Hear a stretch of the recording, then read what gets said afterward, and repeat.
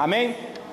Bom, irmãos, então nós já fizemos a leitura e eu mostrei para os irmãos aqui João capítulo 5, versículo 4, aonde nos originais não tem esse versículo, né? Essa conversa aí de que o anjo descia e agitava as águas, no original não tinha, né? Olha como é que é importante a gente estudar a Bíblia e observar alguma coisa. Agora, irmão, presta atenção. O dia que alguém vier aqui pregar a palavra de Deus e falar assim, o anjo descia e não sei o que, não vai levantar e vai, irmão, é mentira aí, irmão, não tem no original, não faça isso não, irmão, ele ainda não descobriu, tá? Então, não faça isso não vamos, irmão, preste atenção, por que nós estamos fazendo um curso de teologia? Para entender melhor a Bíblia Sagrada, tá? Não é para ficar, irmão, apontando o dedo para ninguém, não é para ficar chamando a atenção de ninguém, não é para ficar aí falando que as pessoas não sabem de Bíblia, que não sei o que. Irmão, você pode estudar aqui 20 anos a Bíblia Sagrada, você não vai saber nada, tá? Dela. Então, João capítulo 5, versículo 4. O versículo 4, nos originais, não tem esse versículo. É tanto que as Bíblias antigas, como essa aqui, ó, Bíblia Shed, ela tem o colchete. Esse versículo está entre colchete, tá? E as Bíbliazinhas das nossas avós aí, das nossas mães, tinham esses colchetinhos, tá bom? Vamos lá. Bom, irmãos, então chegamos aí no nosso 5º capítulo. Nós vamos estudar hoje sobre a preservação e a tradução bíblica. Vai ser uma aula rápida para que nós possamos fazer a prova, tá bom? Prestem atenção aqui, irmãos, olha para mim aqui.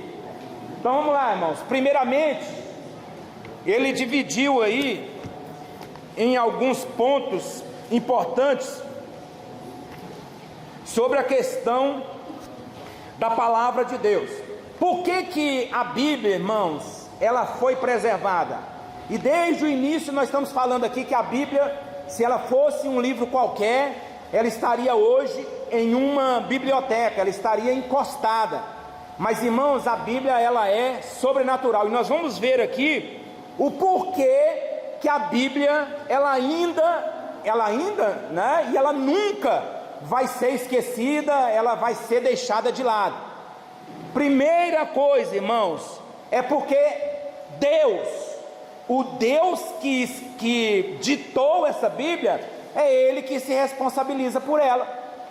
E está escrito lá em Isaías capítulo 55, nós citamos aqui, né, que quando Deus solta uma palavra, Ele se responsabiliza por aquela palavra. A palavra vai lá, irmãos, mas ela volta para Ele, mas ela não volta vazia. Se Ele está ordenando, alguma coisa vai acontecer. Por isso, irmãos, é que Jesus, Ele vai dizer, passarão os céus e a terra, mas a minha palavra não há de passar. Então a palavra do Senhor, ela é sobrenatural, porque é Deus quem preserva a sua mensagem. Mas por que Ele preserva a sua mensagem? Porque a palavra de Deus, ela é reta. A palavra de Deus, irmãos, não tem curva. A palavra de Deus, ela é reta, ela tem um objetivo. O salmista asseverou ser reta a palavra do Senhor, quando ele quis deixar bem claro que nela inexistiam erros ou ilogicidades. Logo, ela é plena e absolutamente confiável. Aí ele vai dizer, Salmo 33, versículo 4, porque a palavra do Senhor é reta e todas as suas obras são fiéis. Então, irmãos, nós podemos confiar na palavra de Deus. E eu falei aqui na última aula, se nós começarmos a desconfiar da palavra de Deus, de começar a crer que a Bíblia Sagrada, ela não é a palavra de Deus, o nosso cristianismo está indo por água abaixo, tá? O nosso cristianismo está indo por água abaixo.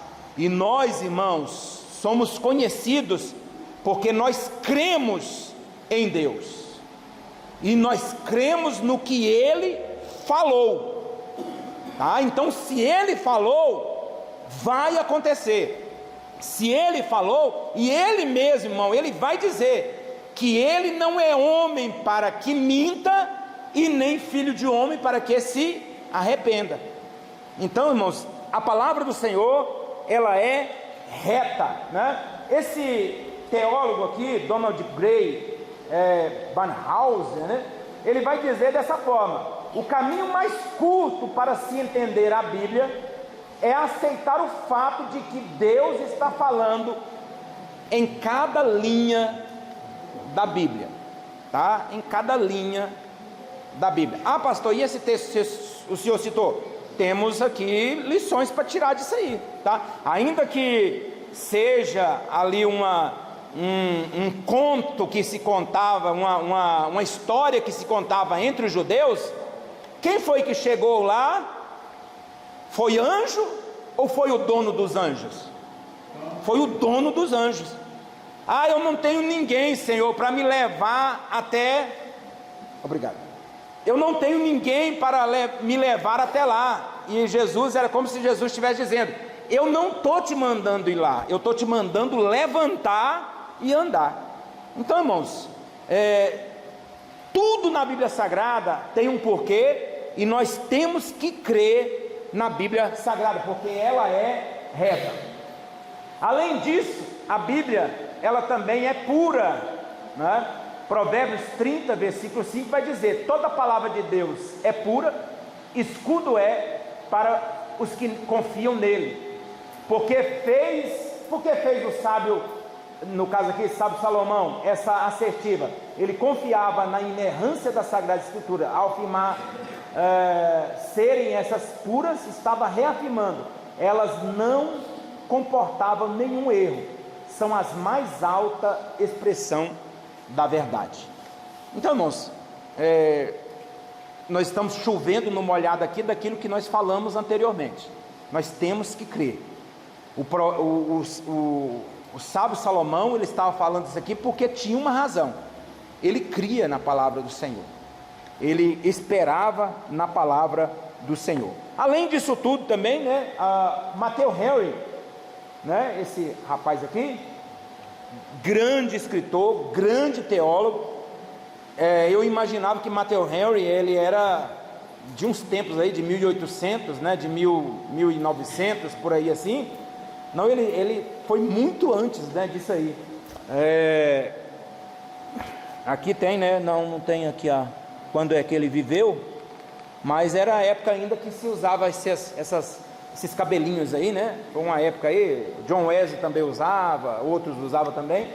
Mas ele diz o seguinte, irmãos: as palavras das Escrituras devem ser consideradas palavras do Espírito Santo. E se as palavras são do Espírito Santo, só tem pureza na palavra de Deus. Irmão, você sabia quando foi colocar no cânon do Antigo Testamento, um dos livros que mais achou dificuldade para poder entrar ali, é um livro chamado Cantares de Salomão. Por quê? Alguém arrisca aí? Por que o livro de Cantares ele encontrou dificuldade?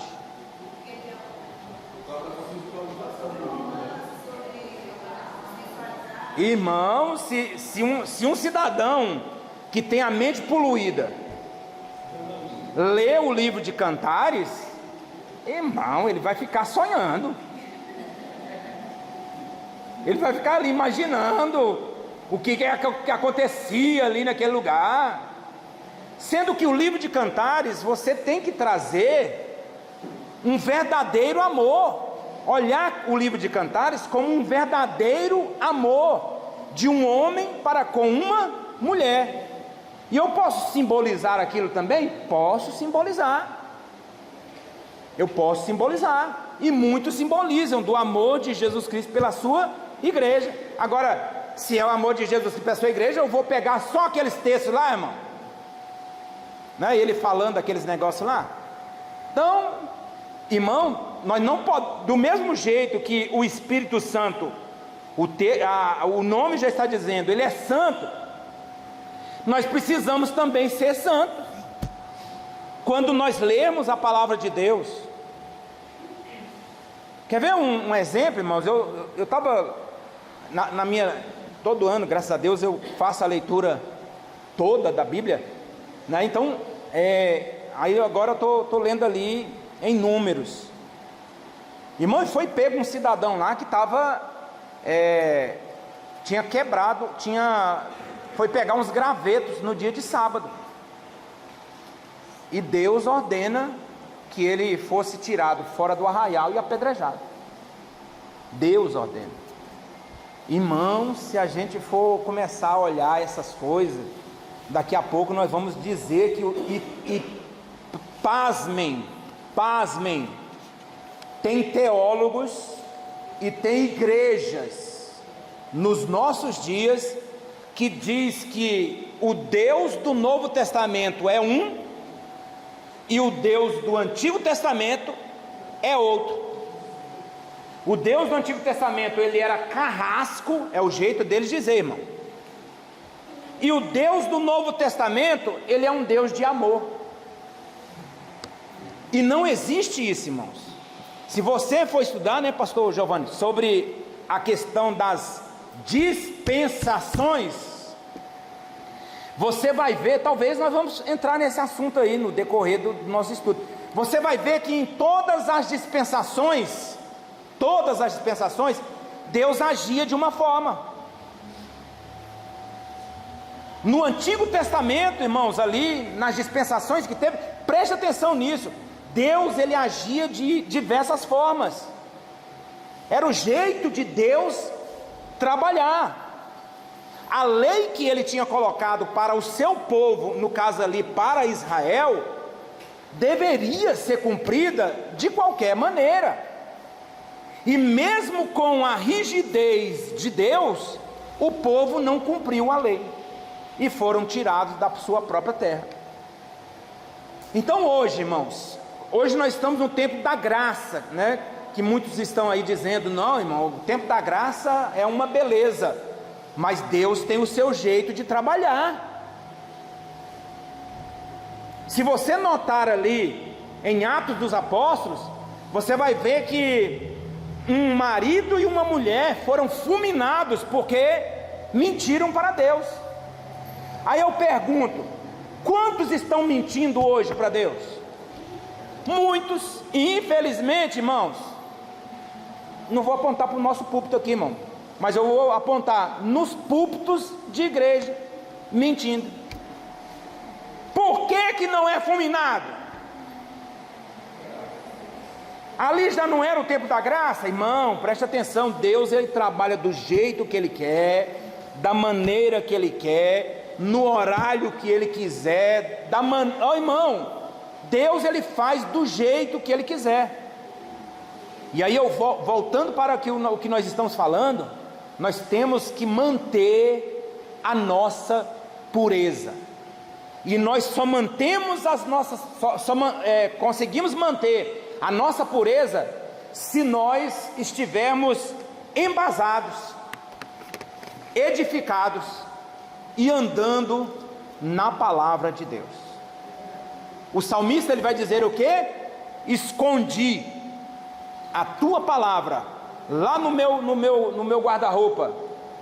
Eu escondi a tua palavra no painel do meu carro, para eu não pecar contra ti. Eu escondi a tua palavra, né, numa camiseta dizendo Deus é fiel. É isso? Não. Eu escondi a tua palavra no meu coração, para eu não pecar contra ti. E isso, irmão, se chama pureza. Eu não preciso esperar, irmão, que um anjo desça do céu para dizer que isso está errado. Eu não preciso esperar, irmãos, que o pastor vá lá na sua casa dizer que você está fazendo coisa errada. Se você está lendo a palavra de Deus e andando na palavra de Deus, automaticamente você vai se purificar para Deus. É para Deus. Aí eu vou me purificar porque o pastor está mandando. Se você está enganado, não precisa fazer isso. Você tem que purificar porque você tem a palavra de Deus no teu coração. É isso. Então a palavra de Deus, irmãos, ela é pura. Ela é pura. Além disso, irmãos, a palavra de Deus também ela é eterna, né? Documentos mais antigos quanto alguns livros bíblicos tornaram-se obsoletos e desatualizados por causa da sua errância, né? Hoje são usados como peças paleográficas. Nós temos um exemplo aqui que eu trouxe a foto para os irmãos, é o código de Hammurabi. Quem já ouviu falar aqui de código Hammurabi? Isso aí, irmão, foi um dos primeiros códigos que foi inventado, que foi criado para que se colocasse ordem na sociedade. Porque, irmãos, uma sociedade sem ordem é uma sociedade anárquica, onde cada um faz o que quer, da maneira que quer, do jeito que quer. E aí, irmãos, esse imperador, né, esse rei, ele cria esse sistema de leis, aonde vai vir, né, ali um famoso olho por olho e dente por dente. E ali, irmãos, para aquelas pessoas isso não era errado, porque o que Hammurabi queria fazer era simplesmente pagar na mesma moeda uma injustiça. Por exemplo, alguém furou o olho do outro, você vai lá e fura o olho dele. Se você vai andar na rua aí com o olho furado, no verde de Hammurabi, nada mais justo do que você furar o olho dele também, para que seja uma coisa igual. Mas isso não funciona, irmão. Isso não funciona. É igual a questão da pena de morte aqui no Brasil. Nem nos Estados Unidos não funciona direito isso. Tem muita gente que morre inocente, muita gente mesmo. E no Brasil, irmãos, você acha que quem está lá em cima vai morrer eletrocutado? Não vai. Isso aí é engano, tá? Pois é. Então, irmãos, olha aqui, está lá no Museu do Louvre, ainda tem essa peça aqui, que eles têm aí como se fosse uma peça de milhares e milhares de anos aí atrás. De milhares e milhares de anos aí atrás. Essa peça aqui, ela vinha, as leis eram impressas aqui, para que as pessoas, e era colocada em um local onde as pessoas passassem ali e falaram: olha, aqui tem lei na cidade, tá? Concernente à Bíblia, ela é eterna e contemporânea em todas as gerações. Na verdade, livros há que, embora vindos à luz depois das escrituras, fizeram-se logo desatualizados. Alguns não foram além da primeira edição. Isso aqui foi antes da Bíblia Sagrada em si, né, muito tempo atrás aí, né, da escritura da Bíblia Sagrada. Mas isso aqui, irmãos, hoje está num museu. Hoje está num museu isso aí. E ninguém segue. Por quê? Primeiro, porque era para uma época. E segundo, irmãos, porque é um escrito feito por uma pessoa qualquer. Mas a palavra de Deus, ela não é não escrita por uma pessoa qualquer, ela é escrita pelo próprio Deus, ela é ditada pelo próprio Deus. Por isso, irmãos, é que a Bíblia Sagrada, ela é eterna, a palavra de Deus, ela é eterna, né? Os escritores do Novo Testamento, os autores do Novo Testamento asseveram a completa inerrância da Bíblia. Nós já falamos sobre isso aqui. Para denotar a inspiração sobrenatural e infalível da palavra de Deus, usam os apóstolos várias expressões. Aí você vai encontrar essas expressões aí: gegraptai, né, que significa está escrito. Isso aqui é uma chancela, né, do que é a palavra de Deus. Outra palavra aí, logia, que significa os oráculos de Deus. quando se fala dessa forma, está falando sobre a palavra de Deus como sobrenatural. Grafê, que segundo a concepção judaica tardia, a escritura tem importância normativa, possui autoridade e é sagrada. Sua validade é permanente e incontestável. Então, quando se encontra grafê, significa isso aí, né? Também o testemunho interno quanto à inerrância da Bíblia. Além de todos os testemunhos arrolados, há que se levar em conta, de igual forma, o testemunho interior do Espírito Santo. Como que eu sei que a Bíblia, ela é a palavra de Deus? Porque eu tenho o Espírito Santo que me confirma isso dentro do meu coração. E isso é um testemunho que Ele me dá constantemente, tá bom?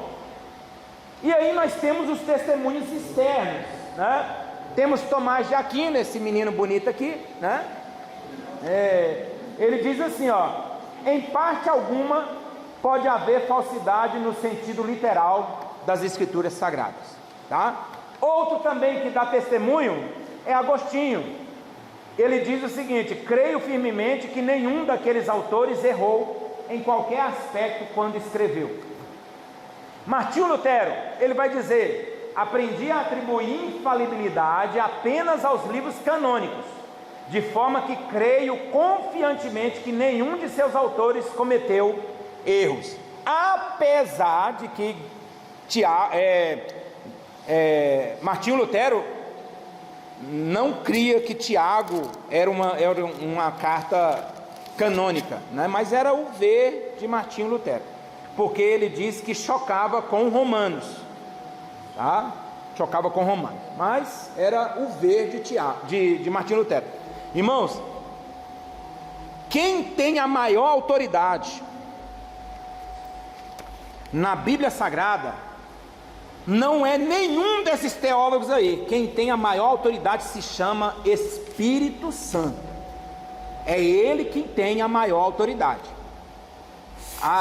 Nós não podemos pegar que Calvino, ele foi, né, a teologia de Calvino é a melhor de todas, a teologia de Martinho Lutero é a melhor de todas, a teologia de John Wesley era a melhor de todas. Não, irmão, eles tinham as suas falibilidades, tá? Eles, como homens, eles tinham as suas falibilidades, mas o Espírito Santo não, ele não falha, tá? Então, a maior autoridade é o Espírito Santo. Se os irmãos terem ideia aí, Martinho Lutero detestava os judeus.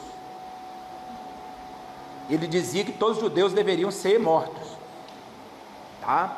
Porque eles rejeitaram a Jesus Cristo. Nós não podemos entrar nessa onda aí de pensar a mesma coisa, não, irmão. Nós temos que orar por Israel, nós temos que orar para que eles venham reconhecer a Jesus Cristo como Salvador, tá? E Charles Spurgeon, que é conhecido como o príncipe dos pregadores, ele vai dizer: Deus escreve com uma pena que nunca borra, fala com uma língua que nunca erra, age como uma mão que nunca falha, né? Aí resumiu tudo. Se quiser sentar aqui, pode ficar à vontade. Obrigado, viu? E sobre as traduções da Bíblia, irmãos, aqui eu não vou passar nada aqui, eu vou ler com os irmãos aqui na revista, né, no livro dos irmãos, tá? As primeiras traduções, aí fala aqui, né, que a primeira tradução, todo mundo já sabe, desde a segunda aula aí, onde nós trouxemos aí para os irmãos, como que foi criada a Septuaginta, tá? A Septuaginta. Mas aqui no início aqui, primeiras traduções bíblicas, como consequência dos 70 anos do cativeiro na Babilônia, e em virtude da forte influência do aramaico, a língua hebraica se enfraqueceu. Todavia, fiéis à tradição de preservar os oráculos em sua própria língua, os judeus não permitiam, ainda que fossem esses livros sagrados, vertidos em outro idioma. Aí o que acontece? Na época do Império Grego, eles conseguem abrir ali, como era uma linguagem que todo mundo falava, eles então permitiram que o hebraico, a tradução hebraica, fosse traduzida para o grego, né? E aí nós temos aí várias pessoas aí, né, que aparecem, né? Orígenes, o bispo Damaso, que encarregou Jerônimo de pegar a Septuaginta, e ele traduziu a Septuaginta, irmãos, e ele criou uma Bíblia que se chama a Vulgata. A Vulgata, irmãos, vem de vulgo, porque era uma linguagem que todo mundo podia ler, todo mundo, as pessoas mais comuns podiam ler, não era o grego mesmo filosófico, mas era o grego koiné, era o grego nós vai, nós foi, tá? Era o grego bem simplesinho mesmo, é um grego caipira, tá? Popular, tá? Tá aí, né? Vulgata, vulgar. E aí nós temos os códices, como eu disse naquela segunda aula, dos manuscritos vieram os códices, que eram versões da Bíblia Sagrada, tá? E aí nos códices, irmãos, vieram as Bíblias que vieram com os apócrifos, que já foi falado na segunda aula, não vou ficar aqui repetindo, tá? Então nós temos os sinaíticos, né? Depois nós temos o alexandrino, depois nós temos o Vaticano, o Efraime, Basa, Washington e um dos escritos que ainda tem no museu lá na França, os rolos do Mar Morto. E aí, irmãos, nós vamos aí para a primeira versão da Bíblia Sagrada em português, né? Aí vai dizer que a primeira tradução da Bíblia Sagrada para o português foi realizada por João Ferreira de Almeida. Ele era padre? João Ferreira de Almeida. O senhor está confundindo. Está confundindo. Confundindo. Diz aqui, ó. Nascido em Portugal, em 1628, Almeida foi ministro do Evangelho da Igreja Reformada Holandesa. Ele traduziu primeiro o Novo Testamento, publicado em 1681 em Amsterdã. Aí depois dele vem aí então Antônio Pereira de Figueiredo. Aí sim, era um padre católico, especialista em latim, que editou em Portugal o Novo Testamento. E aí nós temos a tradução brasileira, feita por uma comissão de brasileiros e estrangeiros. O Novo Testamento foi publicado em 1910 e o Antigo em 1917. Trata de uma tradução muito fiel ao original, a tradução brasileira. Temos a Humberto Roden, tá? Depois nós temos Mato Soares. Esse aí também era um padre brasileiro, preparou uma tradução a partir da Vulgata. Sua obra foi publicada no Brasil em 1946 e desde então é a Bíblia popular dos católicos romanos, essa de Matos Soares. O problema, irmão, dessa versão são os itálicos. Tem muito itálicos, né? Essa palavrinha quando você está lendo e tem a palavra cai, né? É o itálico. Que ali, irmãos, esse itálico ali leva a pessoa a tender para algumas coisas ali, tá? Aí tem uma explicação aí sobre a questão, inclusive, dos apócrifos. Temos a versão da imprensa bíblica brasileira, né? E temos, então, a Bíblia de Rameyer, né? É uma tradução completa, ainda hoje inédita. E aí, irmãos, nós chegamos nas considerações finais. Aí está escrito aqui: como filhos de Deus, não podemos nos afastar jamais das Sagradas Escrituras. Destas, todos dependemos vitalmente. Quanto mais as lermos, mais íntimos seremos do seu autor. Bom, irmãos, encerramos então esse livro sobre bibliologia, tá? Encerramos, é muita coisa, irmãos, e eu vi até algumas pessoas, quando pegou pela primeira vez, ficou assim, livrinho fininho, né? Eu não vou nem perguntar quem leu aqui, ele todo, tá? Mãe Liette leu toda, mãe Lucineide, mas não vou nem perguntar, né? Eu creio que tem gente aqui que não leu ele todo, mesmo ele sendo fininho desse jeito, irmão, né? Então, irmãos, guarde isso aqui, monte uma biblioteca sua, tá? Não se separa disso aqui. Um dia o Espírito Santo vai dizer assim: estou te chamando para você trazer um estudo, e você vai falar sobre isso. Você vai lá aonde você estudou, vai ter uma riqueza para você nos seus escritos, amém?